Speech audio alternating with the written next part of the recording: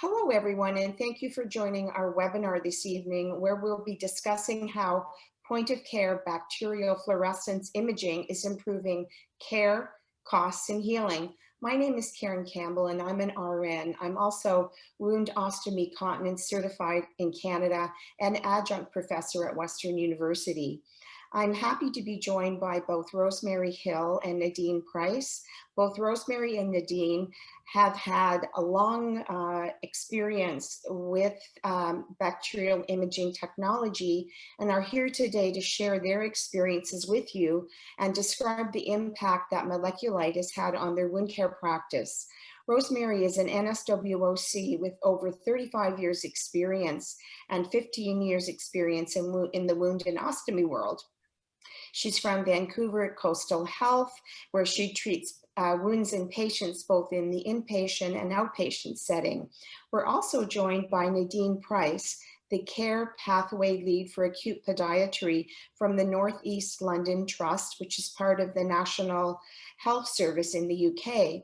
And Nadine has over 14 years experience and 7 years specializing in wound care. Here are just some of the questions I've put together to get our conversation going, and I'm sure you'll have many questions yourselves.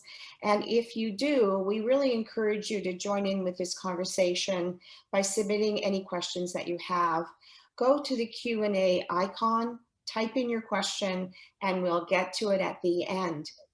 But before we dive into Rosemary and Nadine's experience, we'd like to actually get both of them to first give us a better sense of what the challenges they both face in wound care. It's great to be with you this evening, Karen, and I'm excited about answering some of those questions that were in the previous slide. I currently practice at Lionsgate Hospital, and I'm really fortunate because I have the ability to practice both in the inpatient setting, but also in an outpatient clinics. One is run by our infectious disease doctors, where we see a number of people coming in with chronic wounds. And I also, there's some clinics related to plastic surgery. And so it's been fascinating looking at such a broad array of wounds or people coming in with varying wound types and looking at what's trending, what's happening. There is definitely, I really have to say, there's a real increase in the chronic wounds. You know, Karen, sometimes I kind of wonder what we're going to see over these next 12 months as we experience the fallout of the pandemic and COVID and people staying at home and trying to manage that chronic wound by themselves. You know, so often when we look at this wound, we're trying to decide, okay, what's happening here? Where's the balance? Is there infection happening? And this is where we have found in our clinic setting and inpatient, though, to pull upon needing a tool to help us detect is there bacteria on the wound. Some of the clinical evidence is reporting that over 80% of our wounds have actually a fairly high bacterial burden, and they can often be missed.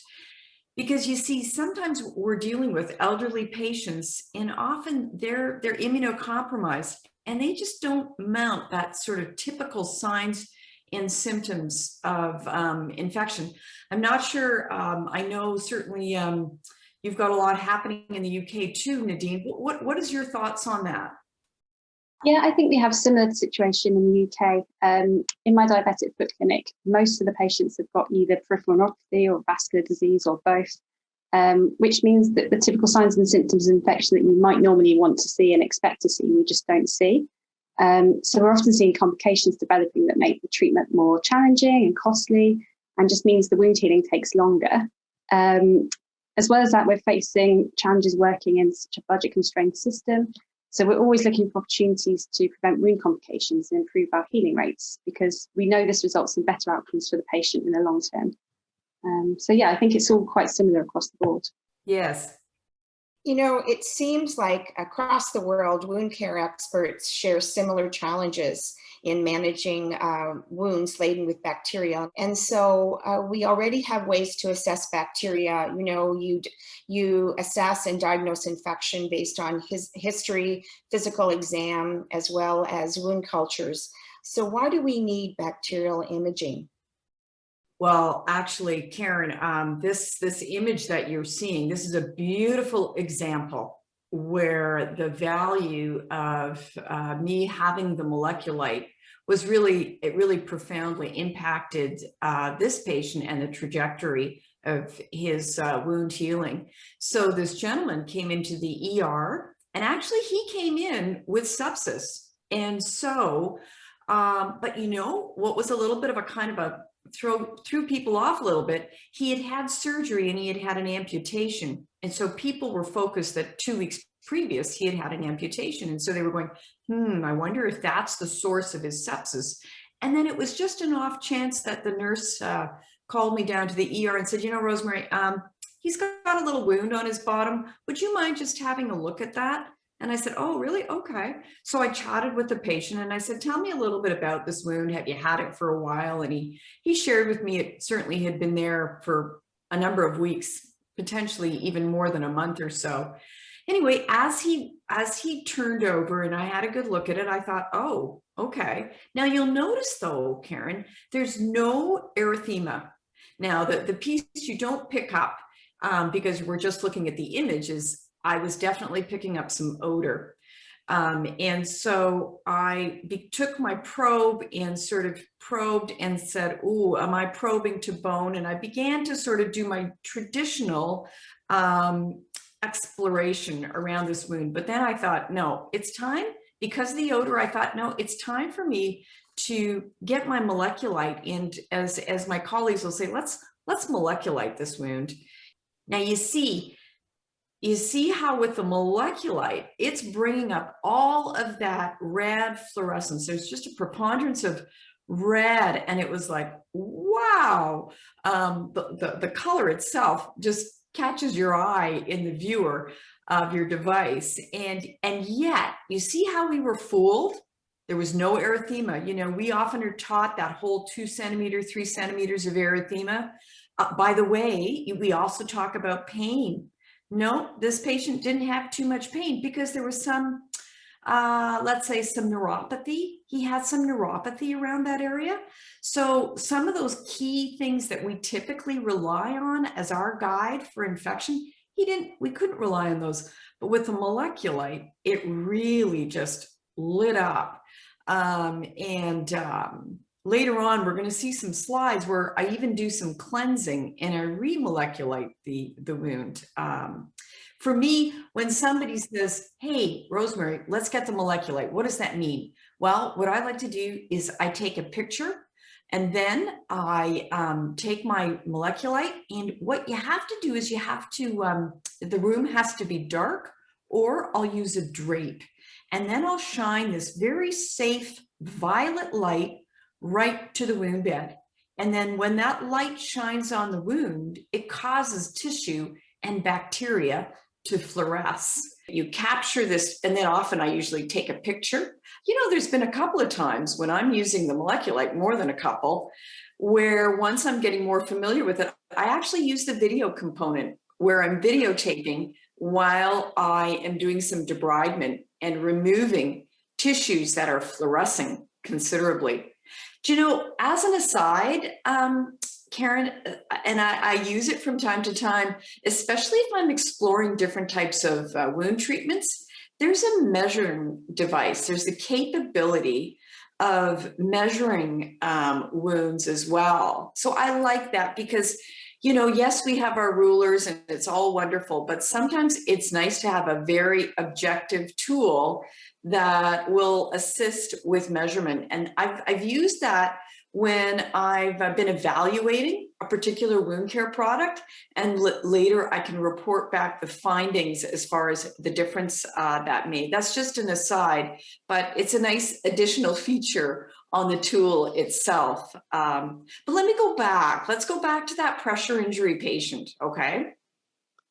Because I want to show you that after I did some wound cleansing, you'll see, first of all, there's a lot of the red fluorescence. And then I took a variety of, I think I started with just our typical sterile normal saline, but then I stepped it up a bit and just worked on using some of our wound cleansers. But even despite the wound cleansers, you're still seeing a considerable burden. Now, you got to recognize that when you're seeing that red, that means that at least it's 10 to the 4 or greater in terms of the amount of bacteria there. And so for our results in our hospital, that means heavy growth.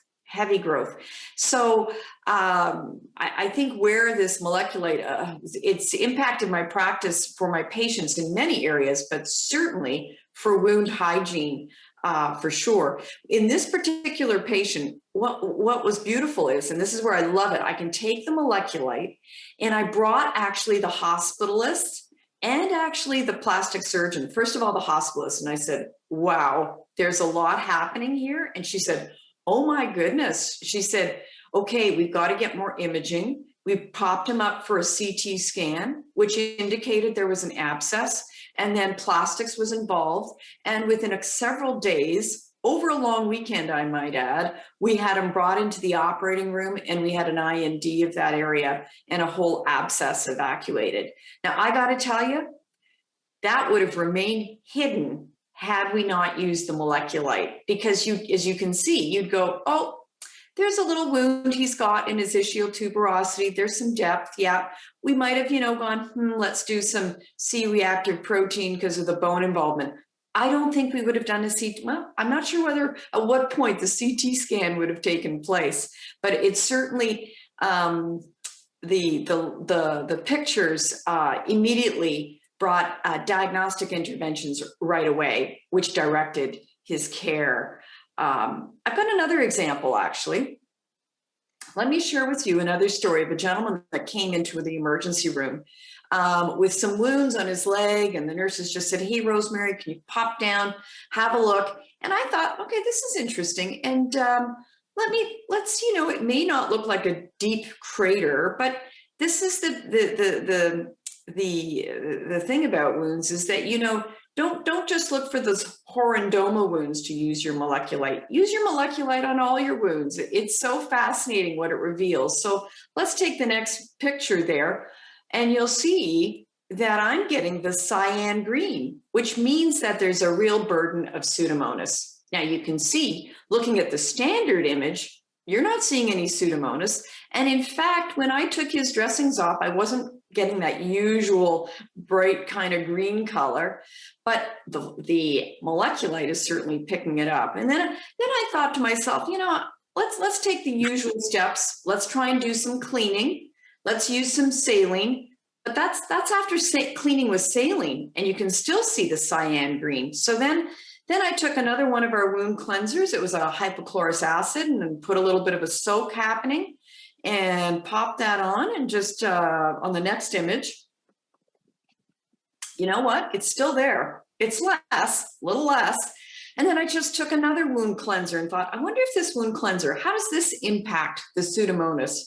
And I used a modified sodium hypochlorite cleanser.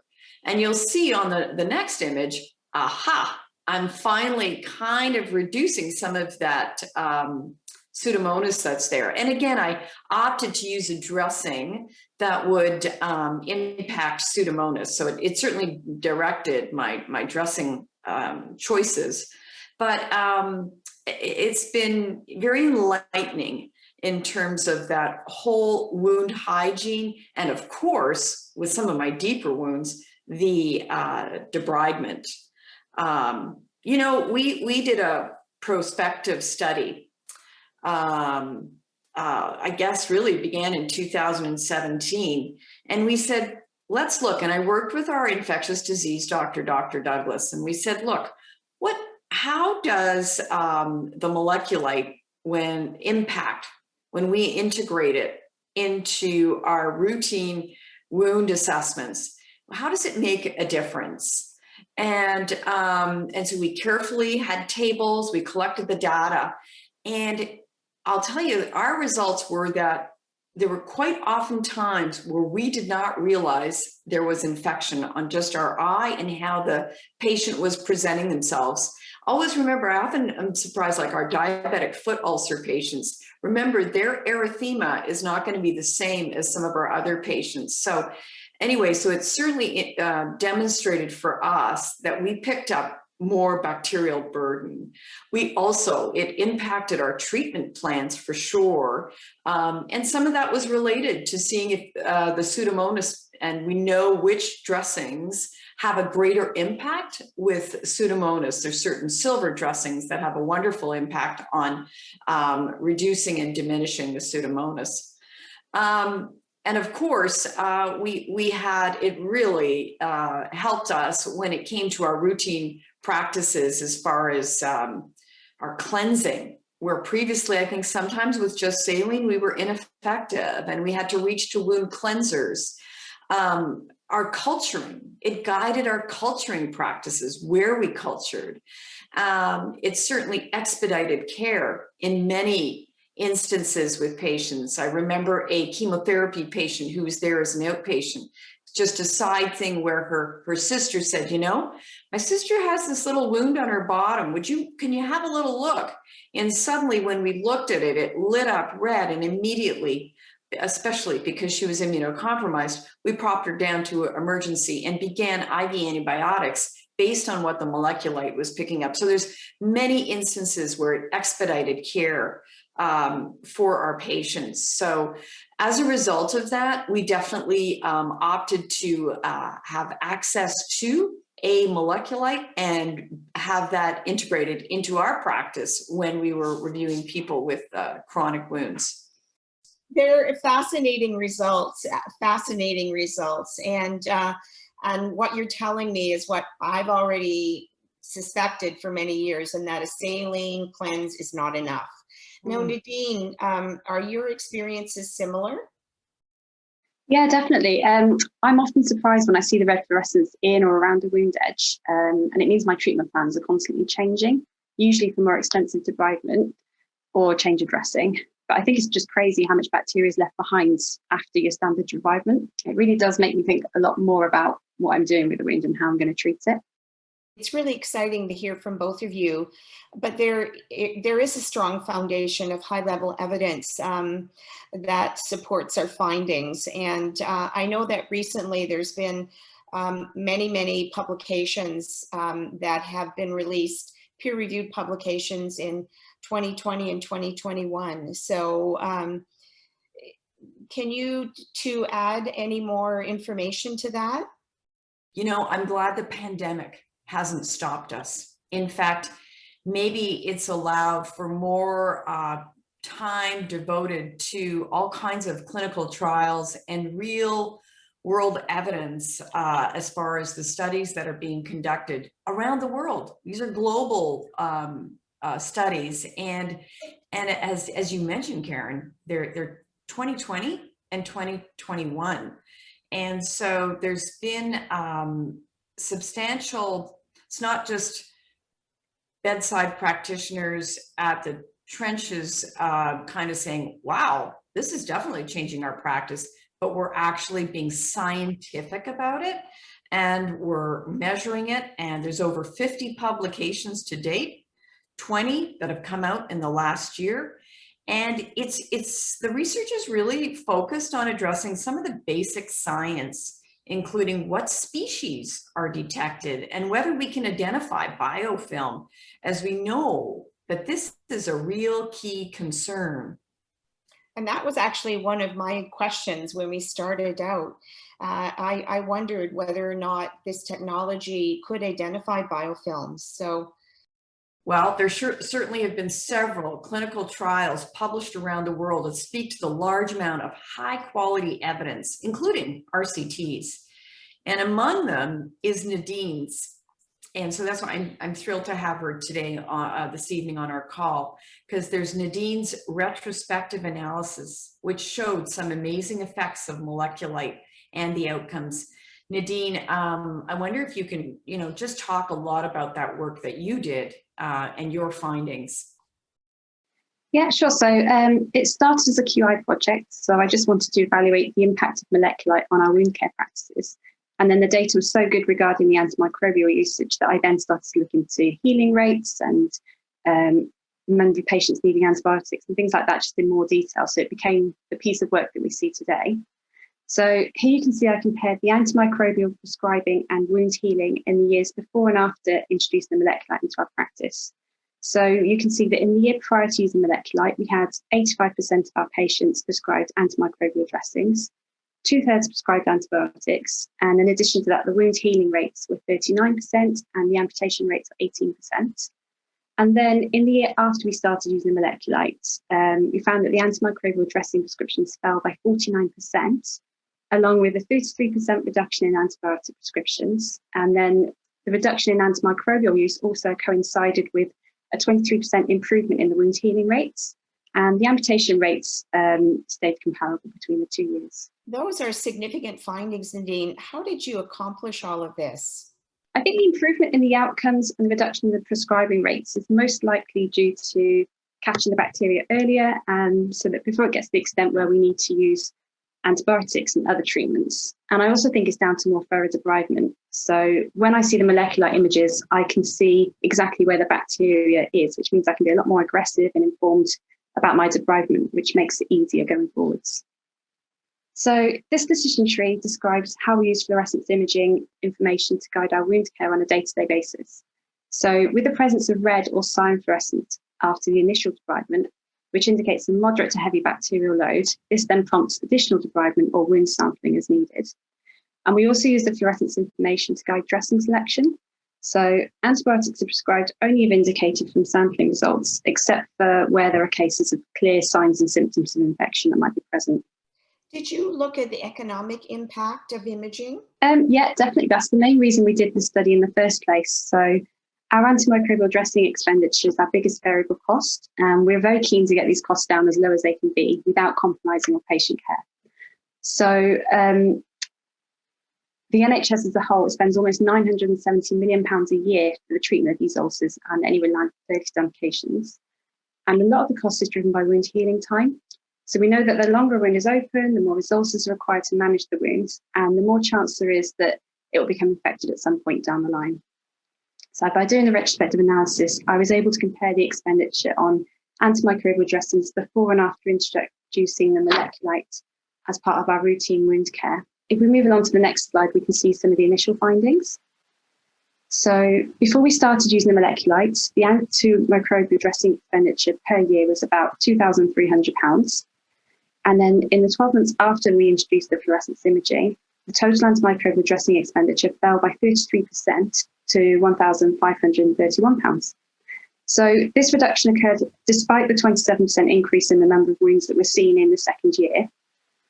To account for the difference in the number of wounds treated over the 2-year period, we normalised the antimicrobial spending to the number of wounds assessed. And this meant that per wound, the antimicrobial spending fell by 47%. And I'll go into more cost savings in a bit more detail on the next slide. So to estimate the impact of routine fluorescence imaging on total annual wound care costs per patient, I applied the healing rates we observed in years 1 and 2 to the known costs of wound care, which were reported in a 2018 study by Guest et al. So they looked at retrospective data which analysed 130 diabetic foot ulcers across the NHS to determine the average cost of foot wound over a 12-month period. So they found that the average cost of treating a healed ulcer was £2,138.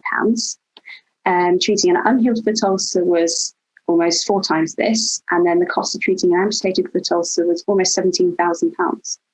So these varying costs we multiplied by the healing and amputation rate that we observed in year 1 and year 2, and it meant that the total cost of wound care based on the standard of care alone was estimated to be £7,662. The addition of fluorescence imaging in year 2 was associated with a 23% improvement in the wound healing rate, which amounted to a total cost of £6,900.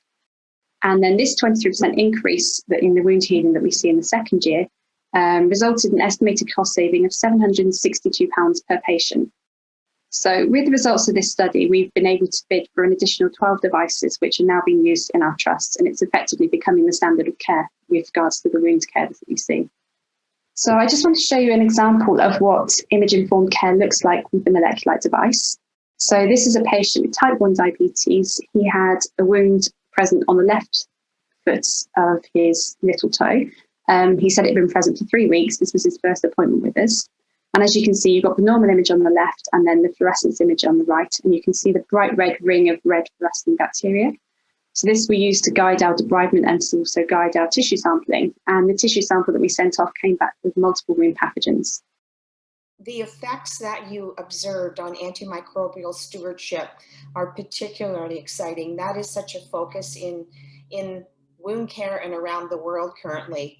Did you also assess the impact of the device in preventing antibiotic resistance? Good question. I know other people have reported similar impacts on stewardship to me, but there haven't been any studies evaluating the impact on preventing antibiotic resistance in particular. I'm sure somebody will be looking at it though. I might add one of our earlier cases where it was an elderly lady who had a pressure injury. Again, we were planning, there was plans to discharge her, and the staff said, oh, could you provide a wound care plan?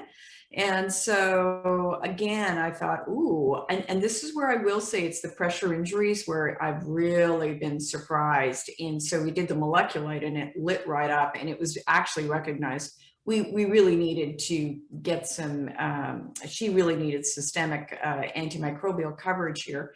But what was really helpful was that about 6 days later, when we re-imaged her, it was decided that we could continue with, some substantial wound care, but there wasn't a further need for the antibiotics at that point. And so it was good that we just, and that's where the antimicrobial stewardship came into play for us. And just thought I'd throw that out as another case study on that, sort of the antimicrobial aspect of things, where we sometimes, and it even will in fact affect our dressing choices as well. I find this really useful information. My patient population is the elderly in long-term care. And, we want to be able to use antimicrobials judiciously. We don't want to overuse them. We don't want to expose those elderly patients to potential complications. So I find this quite exciting because you literally can use the MolecuLight and look and see, has this improved the wound? Yes or no? Can we stop oral antibiotics? Do we need to use topical antimicrobial dressings? So yeah. And speaking of the long-term care population, we're all thinking about long-term care because of the pandemic and some of the, terrible outcomes that have occurred there because of the pandemic. And I wonder if either one of you have any more data or experience using this device in long-term care. I want to mention that right across the street, we have a 290-bed long-term care facility. And so some of those patients, when issues happen, they come into our emergency room. And so that's where I connect with the long-term care population. And so those wounds are challenging, and it's really helpful to bring along the MolecuLight. We, of course, always like to use our traditional evidence-based approaches, cleansing, debridement, good wound hygiene before we resort to antibiotics. On a personal note, my dad in his mid-80s developed C. diff and really had substantial struggles with it and really failed to respond to traditional methods. So I'm certainly somebody who's kind of very much the whole issue of antimicrobial stewardship, being really making sure that it's appropriate use of antibiotics is really important. But I personally work in the acute care setting, and so not in long-term care, but come across those patients from time to time. I don't know about you, Nadine. Are you in long-term care or mostly acute? No, I'm based solely in the acute. Right. Not long ago, I did a podcast, and I wrote up an article with a colleague from the United States. It's kind of cool today. We've got flavors of Canada, the UK, but actually, I need to mention to you about Martha. I have a little recording I'd love to share with you. Martha and her experiences in the long-term care setting with MolecuLight. Let's see if we can play that video clip. When you have elderly patients that are immunocompromised, they don't have the normal clinical signs and symptoms of wound infection that a 40 or 50-year-old may have. You're taking away my odor ability to interpret odor on top of it. So by adding MolecuLight, it was almost that hallelujah moment, aha moment. And worse, I went out in the field the very first few times that we were implementing MolecuLight. I wanted to see it for myself. I wanted to see the feedback. I would say between the first few days, probably 95% of the time, it was changing what we would have done. We found all kinds of things that normally you wouldn't have thought, gosh, this wound is infected. Let me get a culture, or let me try to shark debride and then do a culture. And so it was very eye-opening how much we're actually missing based on the old clinical signs and symptoms. That was great to hear from Martha. I think that's so interesting. It's pretty much exactly the same for how I see it in the acute care. And I remember when I first got the MolecuLight, I was doing the same thing. I was taking pictures of lots of wounds and being amazed at the number of wounds that had the red or the cyan fluorescence that I just would never have guessed had any bacterial load at all. So it just goes to show how important it is to be used on all wounds, not just in the acute, everywhere. You know, I want to take a minute because I think with our dialogue today, both Nadine and I, there's been something that's really impacted our practice. And I think we'd be remiss if we didn't mention the impact that the technology has with patient engagement. So I remember really being struck by this in the early days, where I would take my usual standard image of the wound, and then I would take the MolecuLight image. And I would see the potential, like there's the preponderance of red fluorescence or red imaging. And then I would take the tool and show it to the patient. And I would say, look, do you see just around your wound there's a real burden of bacteria. I'll be very careful, but I wouldn't mind trying to give another cleanse. And they were then understanding why I was going back to the wound to do some cleaning. And then they'd say, okay, let's have another look at that. Let's see if did we kind of eradicate or clean some of that bacteria that was sitting around their wound. But you know, there's been more cases too where there were larger wounds, and the patient had been struggling, and she said, Rosemary, did you bring the light? Because I need you to shine the light. I need you to shine the light on my wound, because I want to make sure that that bacteria hasn't come back and that it's still looking clean, and that I want you to show me. So can we do that? And so it's really been invaluable in sometimes their emotional support as they struggle with a relatively complex wound, and they're keen to see how's it looking now. Nadine, have you had some of those experiences?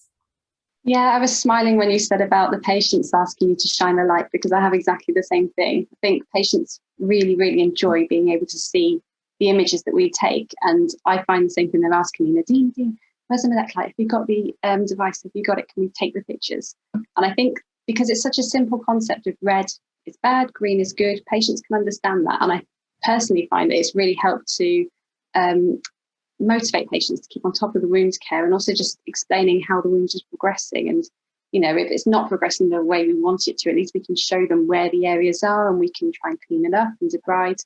I think it's really, really helpful in planning the treatment and getting patients on board with that. Yeah. You know, I even want to take it another step. I'm sure you found this too, Nadine, but I say patient engagement, but you know what? It's the team. I love it, particularly with the pressure injuries. I love to bring the physio or the OT along, the rehab staff, to say, hey, look, I've got this pressure injury, but I need to share with you a little more information about it.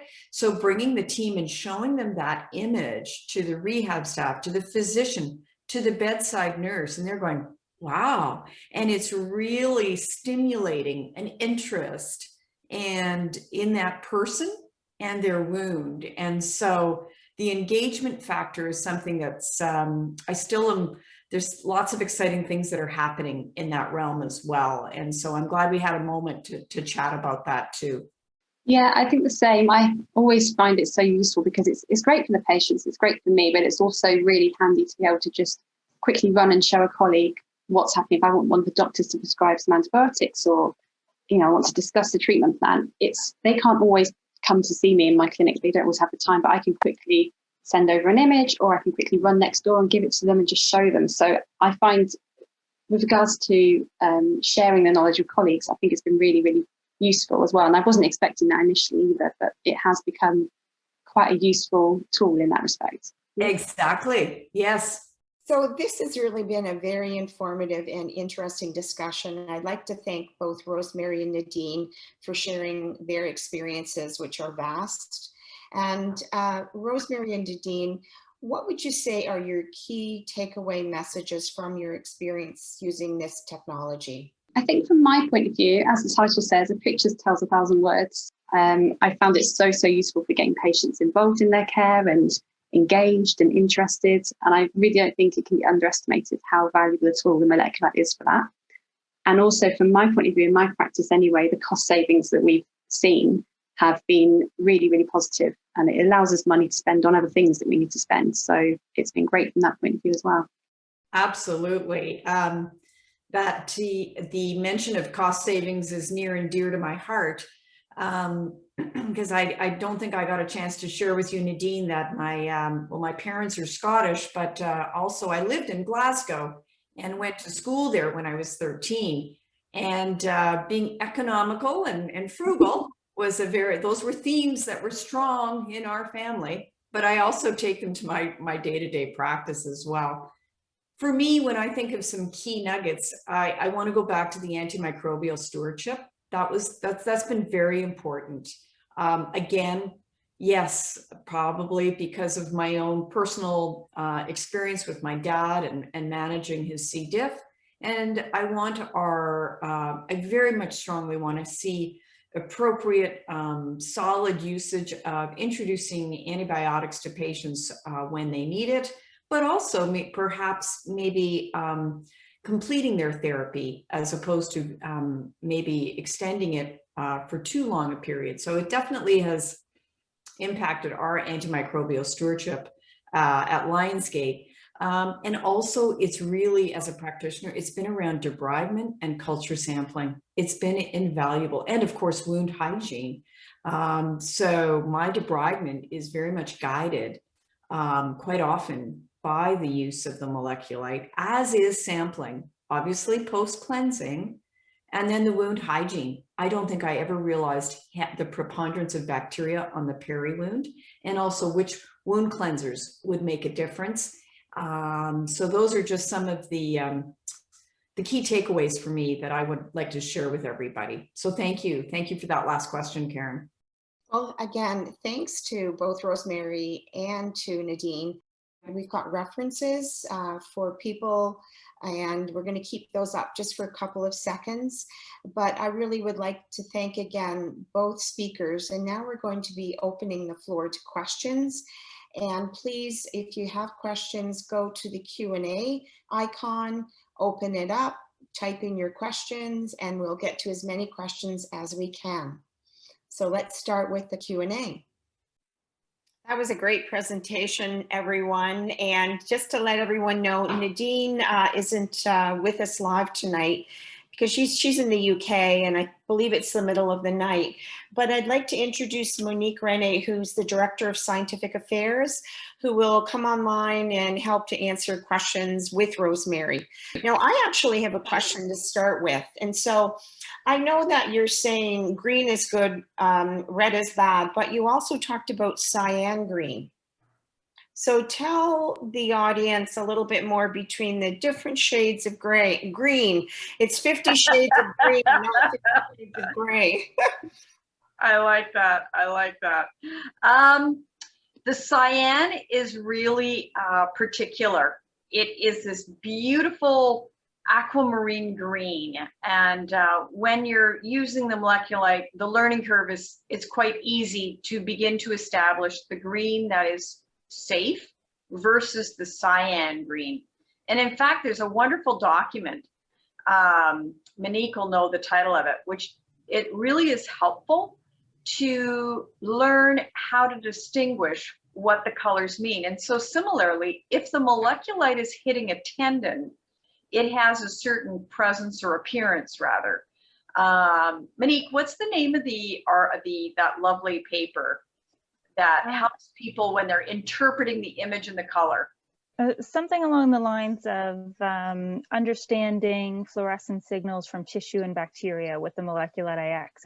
And that was from yourself, Rosemary, myself, and then some other Canadian users. It's an all Canadian article that was published in Diagnostics in 2019. And it does go through examples of red, examples of cyan, different skin tones, because the green from skin will change with lighter skin versus darker skin. It'll be a little more dull versus a little more vibrant. I'm sure you see that all the time, Rosemary. Yeah. And it also goes into some of the signatures of cyan. Like, Rosemary, you know how it looks like a glowing white in the center sometime, and that's part of that hallmark of cyan. Yes, yes, it's very distinctive. But now MolecuLight does have a team of clinical application specialists who go on site. They provide, well, these days we're getting very good at virtual training, of course, during COVID, but also going on site, providing both, more presentation style education and then hands-on in the clinic education on the image interpretation and other aspects of the device. You know what else, Monique? I like, with any new tool, it's nice to have a little education module. And I like that there is that related to the tool. So before you get people who might misinterpret images or act upon them, there's that education tool that they have to complete and sort of do a little quiz to sort of say, okay, this supports how to use the tool, and it makes them feel better about themselves when they are out in the workplace, in the trenches using it, because they've done that module. And it's not crazy intense, but I think it's a very appropriate safety feature related to MolecuLight, that you have that education module. Correct? And absolutely, I agree. And that is a free resource on the MolecuLight website that anyone can take. And they take a quiz at the end to become certified on image interpretation. And that does give a confidence in being able to implement this. Great, we've got a few more questions here. So another question for Rosemary. Does the dressing always have to be removed to detect bacteria, or can this be used over a covered wound? Well, it's an interesting question, but indeed, I always tend to take the dressing off, and I sometimes do an image even before I cleanse, just to give myself an idea of what's happening. Then I'll cleanse or wound hygiene, and then I'll re-image. But now I want to tell you about my colleague back east, Rose Reisman. She was pretty creative there and opted one time, or continues maybe to do this, but she shines the MolecuLight on some of her back dressings. And she's picked up some concerning fluorescent imaging, which has prompted her to change her back dressing. Now, I'm on the West Coast, but so I would say through a transparent dressing such as a VAC or negative pressure wound therapy, I think you could pick up something. But Monique, you worked with Rose on that. Do you want to speak to that a bit? That's correct. And any dressing that's completely transparent and thin, like that adhesive that goes over the VAC foam or a negative pressure foam, you would be able to image through it. And so you can see the images of the red in that black foam dressing. It's really profound, some of the images. And so Rose has used that to expedite dressing changes in patients that were really struggling with bacterial burden. And then she's also used it in some cases where the bacterial burden's in nice control to postpone those dressing changes, maybe by 12, 24 hours. To try and triage some of those resources. Great. So another question, are there any specific contraindications for using the MolecuLight? So I think something that comes to mind would be perhaps, let's say you had issues on the face. When I think of that light, I would not be shining a light. So it's maybe where I would be shining it. It is a very safe, there's no harm associated with the violet light. But I think the first thought when you said that was, I thought eyes, vision, if somebody had something on your face. Monique? So you can image the face so long as, I mean, I would recommend close your eyes. Yes. But this is safe, visible light. It's not ultraviolet light. So it's safe, and there's no time limits on how long a patient can be imaged or how frequently a patient can be imaged, because it's just safe, visible light. Now, on the face, I'm sure you've tested this out on your face, Rosemary. If you take an image, we all have pores on our face where bacteria clog, and it's very frightening to actually see what we all look like when you image the bacteria on the face. So it may be challenging to image a wound there because there's so much bacteria just naturally in our pores. Right. Now, there's this question I think is for Monique. How much does the MolecuLight cost? So that really depends on the jurisdiction and also, you know, items like bulk purchases. And I'm sure we have a bit of an international audience today, so it would depend on country. So the best thing to do would be to contact info@MolecuLight.com or go to the MolecuLight website and just fill in a request. And we'll get back to you very quickly with pricing information that's specific to the site. This has been great. We have no more questions, but this has been a fascinating evening. Thank you to Nadine and Rosemary, and thanks Monique for jumping in and helping out at the end. And Wounds Canada wanted me to just remind all the attendees that at the end of this session, there is a survey that's going to pop up. So please just stay online just for a few more minutes, and the survey will pop up. And the other thing, just to remind you that there is a recording of this session, and Wounds Canada will be emailing that to everyone who is a participant or who registered, so that you could go back and listen to the presentation again. Thanks, Karen. That was great. Thanks, and thanks to everyone. And we're getting nice feedback from the audience. Everyone's loving the presentation. So have a nice evening, everyone, and look forward to connecting again. On the patio. On the patio, absolutely. All right, sounds good, Karen. Take care. Bye. Bye. Bye.